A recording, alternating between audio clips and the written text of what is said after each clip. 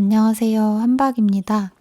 오늘은 저의 2026년 다이어리 라인업을 소개해 보려고 합니다. 일단 2025년에는 메인 다이어리, 5년 다이어리, 건강 기록, 독서 기록, 아이들 관련 기록, 그리고 가계부 이렇게 6가지 기록을 했습니다. 이 기록들은 내년에도 똑같이 이어갈 예정인데요. 같은 제품을 그대로 쓰는 것도 있고 바뀌는 것도 몇 개 있습니다.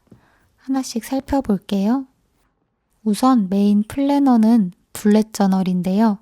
저의 한 해 목표, 스케줄 등 전반적인 것을 모아 기록하는 플래너이고 워낙 잘 쓰고 있어서 내년에도 이 형식을 이어갈 생각입니다.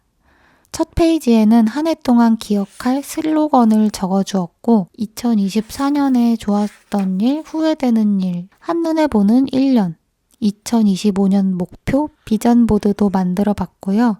각 분기별 계획, 매달의 하이라이트, 위시리스트, 버킷리스트, SNS 트래커 등을 앞에 모아놨습니다. 그 뒤를 이어 월간 일정, 해야 하는 일들이나 하고 싶은 일들을 적어주고 그 다음에는 매일매일 지내면서 잘했던 일이나 들었던 생각, 메모 등을 간략하게 적어주면서 뒤를 채워나갔습니다.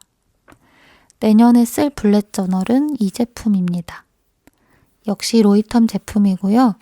올해 청록색 블렛 저널이 새로 나왔지만 저는 예전에 사놨던 검정색 블렛 저널이 있어서 이 제품을 쓸 예정입니다.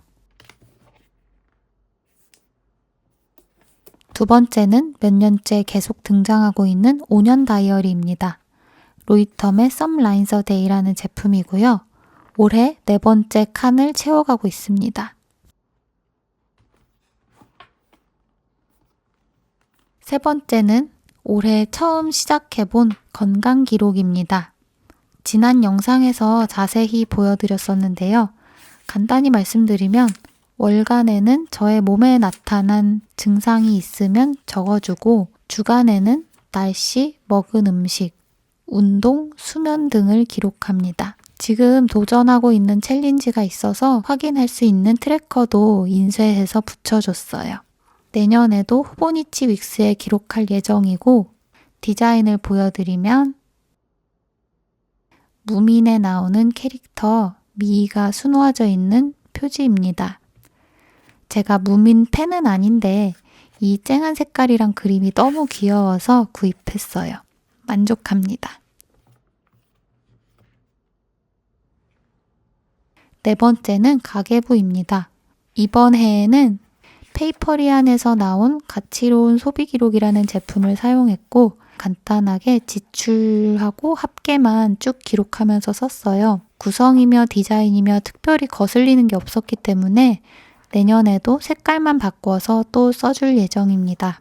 이 다음부터는 내년에 새로운 제품들을 써볼 항목입니다. 5번째는 바로 독서 기록인데요.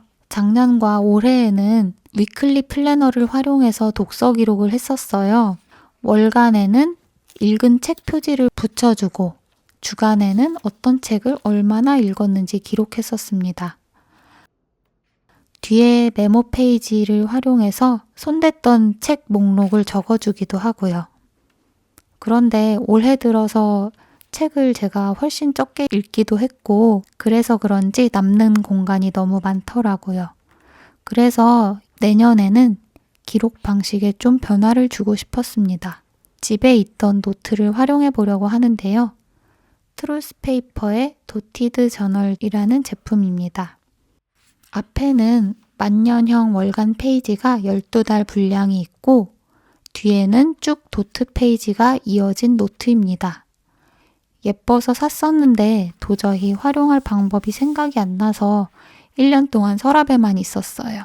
내년에는 이 노트를 활용해서 블렛 저널처럼 자유롭게 형식을 그리고 페이지를 채워가는 식으로 기록해 보려고 합니다. 마지막으로 아이들 관련한 기록입니다.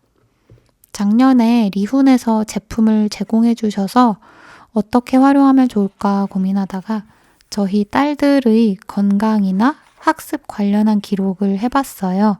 월간에는 애들이 아프거나 할 때 그 증상들을 적었고, 주간에는 아이들이 읽은 책이나 제가 읽어준 책, 어떤 영상을 봤는지, 어떤 문제집을 얼마나 풀었는지 이런 학습 관련된 기록을 남겼었습니다. 내년에도 이 기록도 이어가 보려고 하는데요. 내년 다이어리로 제가 선택한 제품은 페이퍼리안의 에티튜드 위클리 다이어리입니다. 크기는 B6이고요. B6가 A5보다 조금 작은데 그래서 좀 덜 부담스러워서 좋기도 했어요. 월간, 주간이 한 달씩 반복되는 구성이고요.